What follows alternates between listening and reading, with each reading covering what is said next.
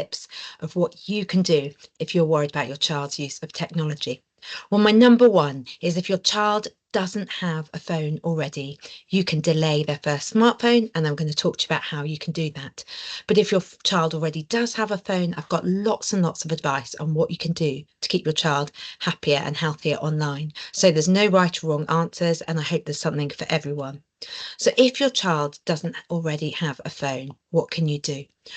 Well, as I talked about, you can delay the first smartphone, and we would recommend waiting until your child's 14 for that first phone. They can have a basic phone before then. And this is often hard if you're on your own. So we would really recommend talking to other parents about it. Don't try and do this on your own. Try and find other like-minded parents who want to delay their child's first phone. And if you haven't joined already, you can join Smartphone Free Childhood and be connected with other parents in your area and in your school. The other really, really key thing to think about is just modeling good habits as a parent yourself. I always say the reason that children want phones is not because their friends have them, is because their parents have them, and they see the power and the attention that we give our devices, and that's why they want them too. So if you really want to have a child with good tech habits, we have to really think about how we use our phones ourselves, thinking about putting them away at meal times and modelling good work home boundaries. And that will make a huge difference to how your child has a relationship with technology. Now, here's a few of the reasons that lots of parents feel they need to give their child a phone. And actually, I'm just going to debunk them really quickly. Your child might say, well, everyone else has got a phone in my class, but actually you will find there are other parents who want to delay the first smartphone, and you can find them through joining Smartphone Free Childhood. Your child won't be the only one. If your child is living apart from you, then it is really hard, and I understand that you'll want to be in contact with them, but actually you can use an iPad for FaceTime and a basic phone for communication. It is still possible to buy bus tickets and train tickets with a card. You do not have to have a smartphone and an app to purchase these. Tracking is an interesting question. So lots of people want to track their child. You can use an AirTag or something similar for this. I personally don't track my children in inner city Bristol, partly because I want them to feel that they're safe as long as they're being responsible and sensible. And secondly, I want them to feel that I'm trusting them to be where they've said they will go. Now, finally, you might think about stripping back an iPhone, taking off the web browser and the App Store, and obviously that is far better than giving your child an unrestricted iPhone. But just be aware that children can often get round all the security settings you place on it, and they're very, very savvy. So if you do use that as an option, you need to be really careful that they haven't managed to reinstate some of the things that you've taken off. So what are your options? Well, there are basic phones that you can buy out there. There are obviously the Nokias. There's also a pinwheel phone, the light phone, and the balance phone. And there's a really good page on the Smartphone Free Childhood website talking about your options if you want to give your child a basic phone so they can just text and call, but without access to the internet. Now, what about top tips if your child already has a smartphone? Well, I say screen time limits are your best friend, because actually what you want is potentially your child to have access to some of these apps, but just not spend too long. And the same goes for time on gaming devices. You can put the phone on do not disturb mode overnight. Another great top tip is try using the Forest app. This is an app that works as a website blocker. So when your child maybe is trying to study or revise, they can set their own time limit on the Forest app, and if they don't check their phone for that time they've set, they grow points towards growing trees in the real world, and children often love that. You can have a Forest app competition as a family who can grow a tree first. You also want to make their smartphone less exciting, so reduce the amount of distraction. You can do that by buying a flip cover. You can actually take addictive apps off the homepage, or you can encourage your child to delete them altogether.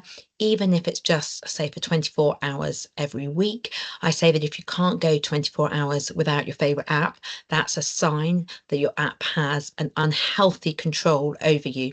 Now, I know it's tricky with apps like Snapchat that encourage you to snap every 24 hours, but actually, although it's a little bit of an unpopular opinion, I say to young people, once you've broken that Snapchat streak, once you've lost that streak, it just doesn't have any power over you anymore. And streaks are just there to make tech bosses money and to keep you hooked into Snapchat.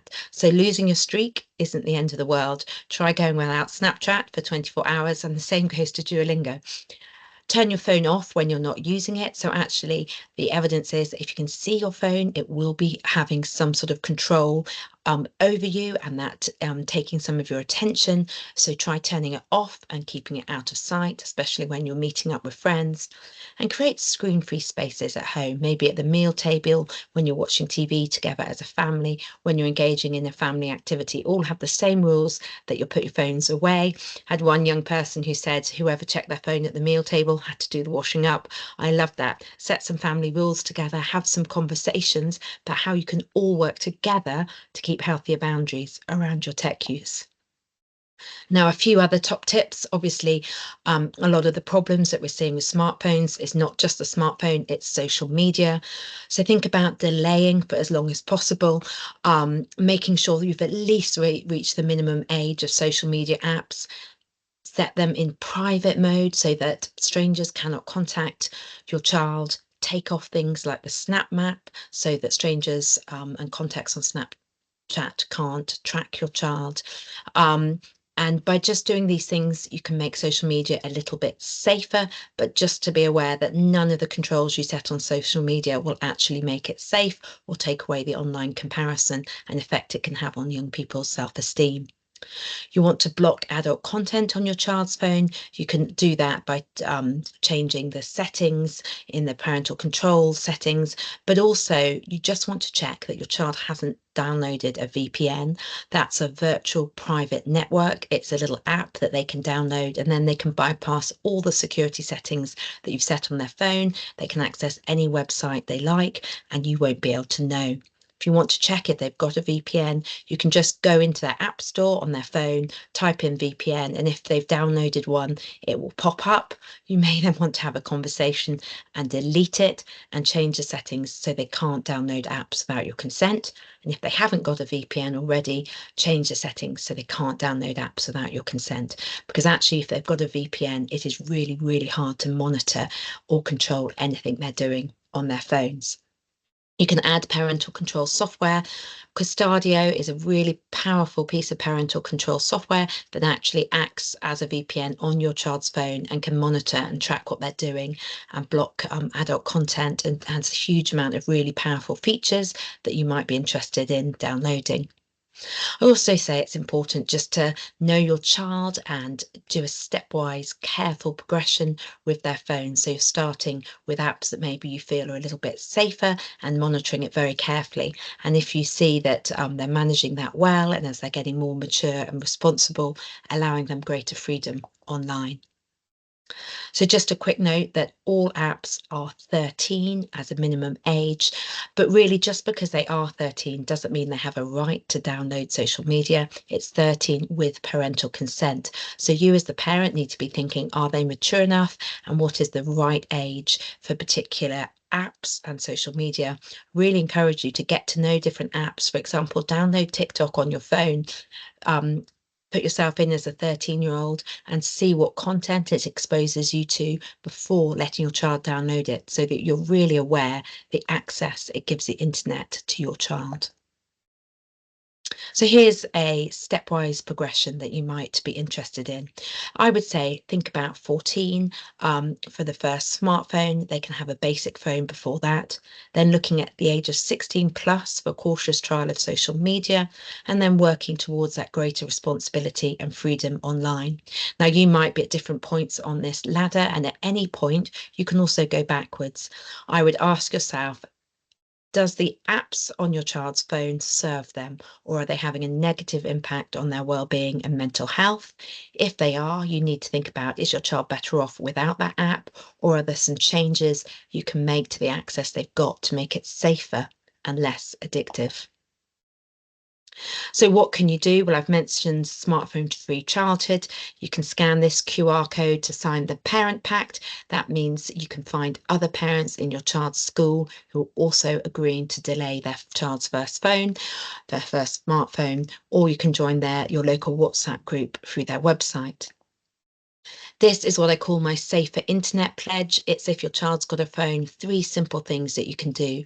Just be committed to discuss technology and online harm as a family, keep phones out of the bedroom at night, and using parental control software and filters to make sure your child is staying safe online.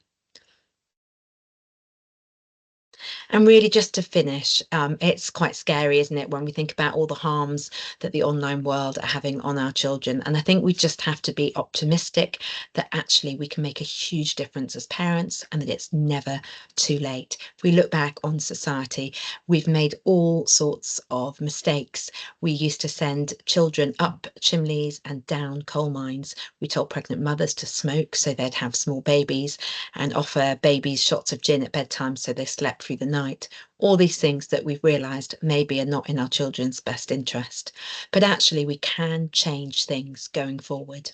So, just to finish with a quote from C.S. Lewis, you can't go back and change the beginning, but you can start where you are and you can change the ending. So, wherever you are as a family on your tech journey, it's never too late to make a difference, and it's never too late to change things for your child's tech journey and their mental health. Thank you.